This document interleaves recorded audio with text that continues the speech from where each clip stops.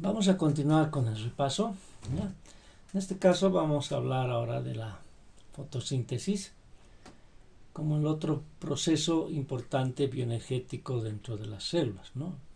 Si quieren ustedes, como habíamos dicho en el anterior video, el inverso de la respiración celular, pero mucho más sobresaliente en el cambio energético, ¿no? La respiración es una transferencia de energía química de una molécula, la glucosa, a otra molécula, el ATP. En cambio aquí hay una transformación de energía luminosa a energía química.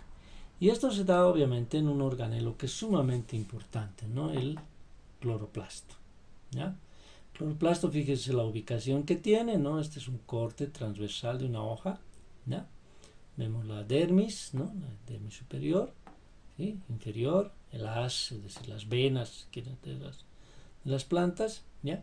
Y la parte que es importante, el mesófilo, ¿no? Donde están ubicadas, obviamente, los cloroplastos, ¿ya? Entonces, su número puede variar, ¿no?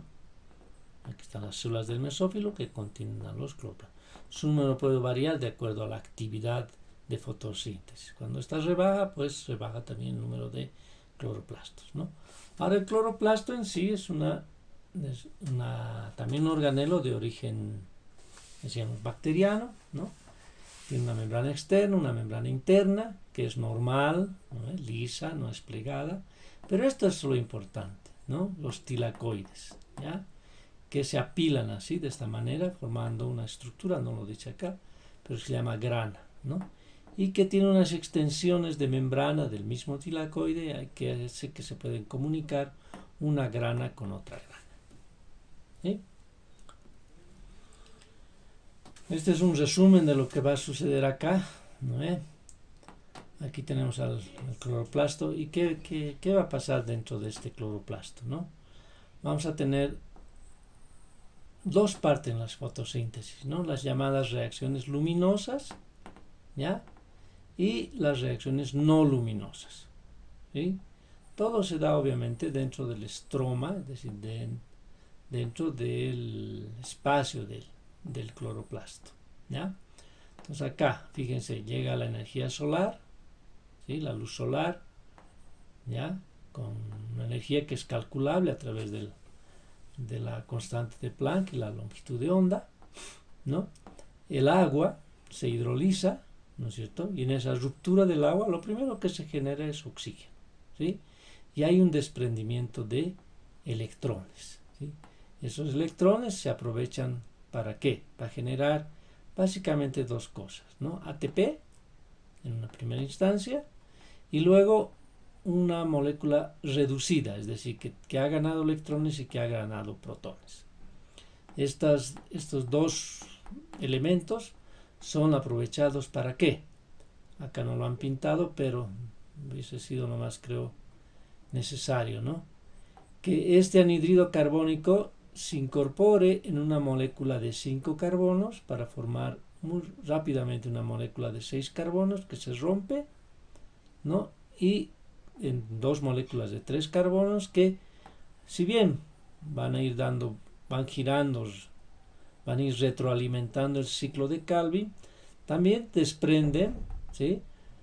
Se desprenden moléculas de 3 carbonos que al unirse forman la glucosa, ¿no?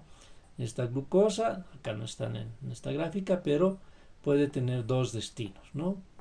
Almacenarse como almidón, como un azúcar de reserva, o pasar a ser un azúcar de estructura, ¿no? ¿Cuál es la celulosa? Bueno, esto es lo que acabamos de ver, un poco menos colorido, ¿no? Pero es lo que describíamos. Esto es lo que habíamos pintado tal vez en el pizarrón, ¿no? En la clase pizarra, ¿ya? Lo que les decía, ¿no? El agua, ¿sí? Por efecto de la energía luminosa, ¿ya? Y la acción del fotosistema 2, que en realidad es una clorofila, ¿no? Se rompe, ¿sí? Genera protones, genera oxígeno. Es el primer producto de la fotosíntesis, ¿ya? El más conocido, ¿no? Las plantas producen oxígeno, ahí está. estos electrones que pierde el agua son devueltos al fotosistema 2. ¿Por qué? Porque él ha desprendido electrones, ¿no? Estos electrones de alto nivel energético, fíjense, bajo nivel, alto nivel, ¿no? Entonces estos electrones son de alto nivel energético, ¿ya? Son capturados por un aceptor primario, pero hay varios aceptores después que no están pintados acá, ¿no? Que se llama cadena de transporte de electrones, ¿ya? Los electrones van perdiendo energía, ¿no? Esa energía se aprovecha para bombear protones, muy parecido a lo que sucede en la mitocondria, ¿no? Igual por el reingreso de protones se genera ATP, ¿sí? Y esos electrones son devueltos al fotosistema 1, que también por la acción de la luz ha desprendido electrones también de alto nivel. Entonces le devuelve estos electrones, son devueltos acá. Y estos electrones también por un sistema de transporte de electrones hacen que los protones, estos que fueron sacados después reingresados para formar ATP, ¿sí? Con los electrones hacen que el NAD-fosfato oxidado pase a NAD-fosfato reducido. Estas son las reacciones llamadas luminosas. ¿Por qué? Porque ambas dependen, ¿no?, de la luz solar. Fíjense lo que habíamos tardado, creo, como casi una hora, ¿no?, en el capítulo correspondiente de fotosíntesis. Y en esto nos hemos detenido por lo menos más de media hora, pues en 3 minutos lo hemos resumido, ¿no? Es por eso que, se dan cuenta, yo no utilizo este sistema de enseñanza en primer año, ¿no? Porque uno avanza demasiado rápido, a veces comete el error de dar cosas sobreentendidas, ¿no? Que obviamente en un nivel básico, ¿ya?, es necesario nomás tomarse su tiempo para irlas exponiendo, ¿sí? Bueno, obviamente también este sistema encasilla mucho, ¿no? Es decir, uno, como tiene ya todo pintado, digamos, pierde un poco la perspectiva de asociar las ideas, ¿no? Entonces, por eso es que yo normalmente en cursos básicos prefiero nomás el uso de la pizarra, ¿no? Bueno, esto no lo hemos pintado, ¿sí? Esto no lo hemos visto. Esto es lo que físicamente ocurre en la membrana del tilacoide, ¿no? Están los dos fotosistemas, clorofilas, ¿no? Verdes, por eso está en verde, ¿ya? Primero actúa el fotosistema 2, aunque sea 2, actúa primero, y luego el 1, ¿no? Aquí fíjense, también están los dos sistemas de transporte de electrones, ¿no? El primero que captura los electrones, ¿sí?, que se han sido arrancados del fotosistema 2, ¿ya? ¿Para qué? Para bombear, ¿no es cierto?, los protones, ¿sí? Los protones, ¿ya?, que se han producido por la ruptura del agua, ¿no? Que esto en realidad creo que era más adecuado que lo hubiesen pintado aquí afuera, ¿no? ¿Ya? No sé por qué lo han pintado aquí adentro. Estos son nuestros protones, ¿no?, que con el transporte de electrones son bombeados hacia el interior del tilacoide, ¿ya? Y luego van a salir por la partícula F1 también, como en la mitocondria está presente la partícula F1, ¿sí? Y al salir nuevamente, volver al estroma del cloroplasto, se genera el ATP, ¿no? Igualito, la ADP más fosfato, ATP, ¿sí? Ahí están esos protones, ¿ya? Ahora, el fotosistema 2 lo que hace es lo siguiente, ¿no? También desprende electrones de alto nivel, y esos electrones de alto nivel se van, digamos, van perdiendo energía, ¿no?, que es aprovechada ¿para qué?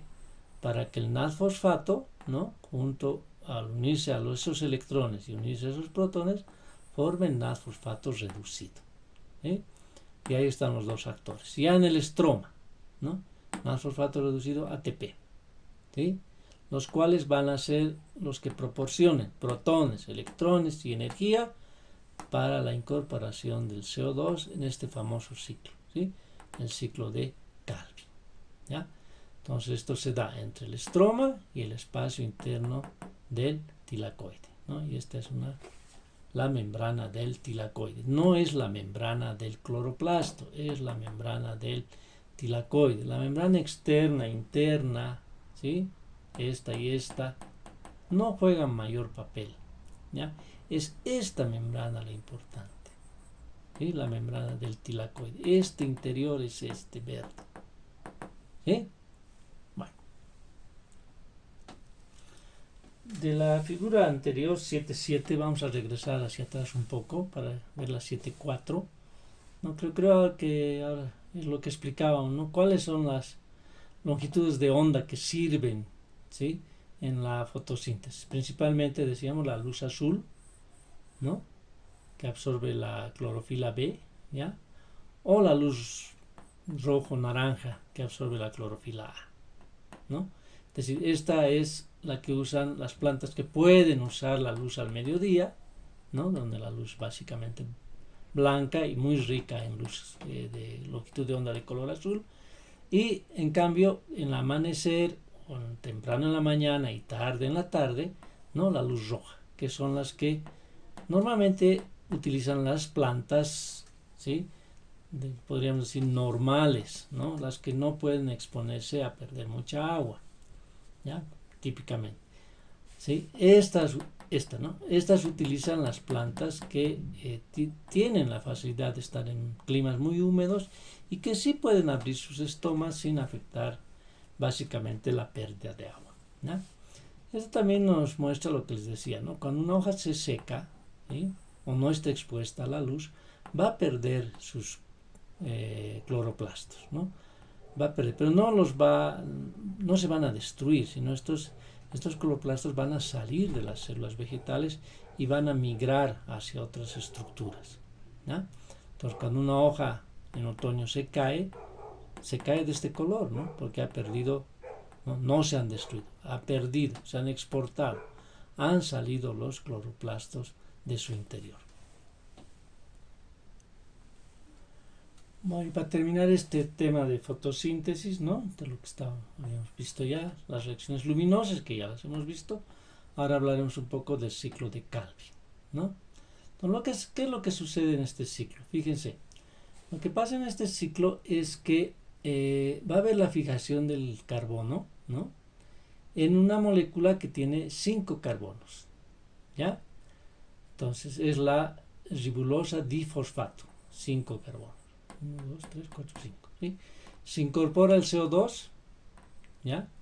Que da inicialmente una molécula de 6 carbonos, ¿sí? Pero que rápidamente se rompe en una molécula de 3 carbonos, ¿sí? Esto se da a través de una enzima muy importante, la enzima rubisco, ¿sí? Rubisco, la ribulosa difosfato carboxilasa oxigenasa, ¿sí? Esta molécula de 3 carbonos, ¿sí? Va a reincorporarse al ciclo o bien se va a desprender, ¿sí? Para formar la glucosa, ¿sí? Y la glucosa se va a transformar ya sea en almidón, decíamos, o en celulosa. Bueno, en nuestra secuencia hemos hablado después de fotosíntesis, hemos hablado del citoesqueleto, ¿no? Y aquí tenemos los 3 componentes del citoesqueleto, ¿no? ¿Sí? Los microtúbulos, ¿no? Tubulina, ¿sí? Los microfilamentos, ¿sí? Y los filamentos intermedios, ¿ya? Acá está una tablita que les ayuda mucho, ¿no es cierto? Los microfilamentos conformados básicamente de actina, ¿sí? Por eso participa en la contracción de los músculos, pero no como tal, simplemente, ¿no? Tiene que estar asociado a la miosina, ¿sí? Los filamentos intermedios, que son varios tipos de proteínas, ¿sí? Muy estables, ¿ya? Muy ligados a la estructura de la membrana celular, ¿sí? Y los microtúbulos, ¿no? Donde su unidad fundamental es la tubulina, ¿sí? Bueno, aquí hay algunos detalles más que ustedes pueden repasar, ¿sí? Y acá tenemos por ejemplo, la estructura de los cilios y de los flagelos, ¿no? Decíamos una estructura 9 por 2 más 2, ¿no? Con unos enlaces formados por la dineína, no está escrito acá, pero es la dineína, la que es una especie de bisagra, ¿no? Que permite tanto el movimiento de los cilios y de los flagelos. Y en ambos casos, tanto en cilios como en flagelos, hay una estructura o un cuerpo basal, ¿no? Que está conformado, igual que los centriolos, por un conjunto de 9 por 3, es decir, 9 grupos de 3 tubulinas cada uno.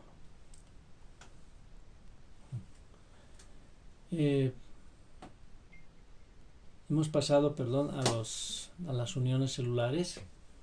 Acá nuevamente un salto. Las anteriores figuras donde hemos visto el citoesqueleto eran las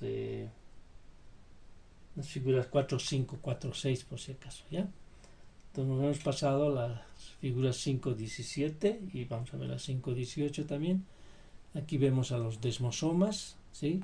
Aquellas estructuras que si bien mantienen juntas a las células, las unen, ¿no? Pero no sellan, es decir, las sustancias, el agua puede pasar libremente en este espacio intercelular, ¿sí? Por el contrario, ¿no? Tenemos a las uniones estrechas que sí sellan a las células, ¿ya? Como es el caso de algunas estructuras, ¿sí? Como por ejemplo la vejiga, ¿no? Donde obviamente no puede haber un escurrimiento de agua.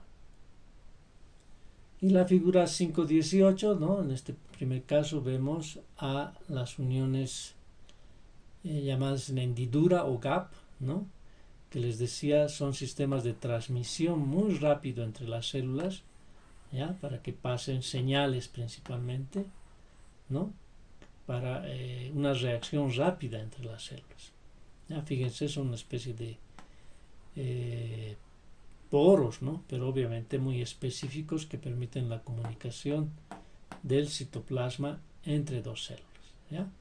Y los plasmodesmos, ¿no? Típicos de la célula vegetal, ¿sí? Fíjense, son realmente canales abiertos, ¿no? Donde no solamente pueden pasar líquido, o agua, iones o algunas proteínas o qué sé yo, sino inclusive estructuras celulares, ¿sí? Eso permite que las células vegetales puedan incluso vaciarse, ¿no? Y quedar solamente citoesqueleto.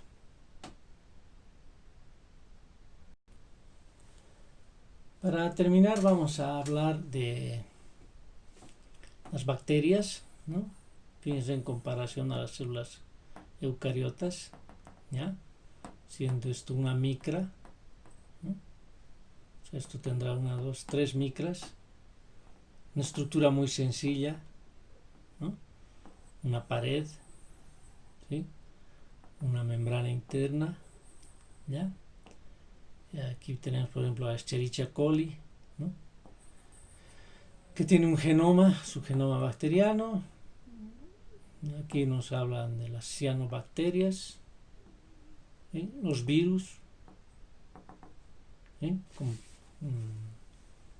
forma comparativa, ¿no? Y ahí tenemos a los virus, ¿sí? Desde los más sencillos, helicoidales, ¿no? Icosaédricos, bueno, acá está, ¿no?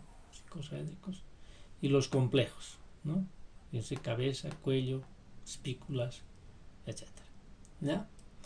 Esto también está un poco en el capítulo 4, ¿ya? Si quieren ver estructura de las bacterias. Virus no está en el capítulo 4, pero sí está bacterias, y esto en cuanto a los virus, ¿no? Es decir, de lo que hablábamos básicamente. En este caso aquí nos está hablando del VIH, el virus del VIH, el retrovirus, ¿no? Que fíjense, esta es la célula sobre la que actúa, ¿ya? Un glóbulo blanco, ¿sí? El virus se fija, libera su RNA en este caso, ¿sí? Ese RNA se transforma en DNA, ¿ya? Y el DNA ingresa al material genético de la célula, ¿no? Y cuando se desprende, obviamente otra vez genera el RNA, y sintetiza las proteínas virales y se arman una cantidad que puede variar de virus, ¿no? Hay virus que hacen muchas copias de sí mismo y hay virus que hacen menos copias, ¿no? Bueno, entonces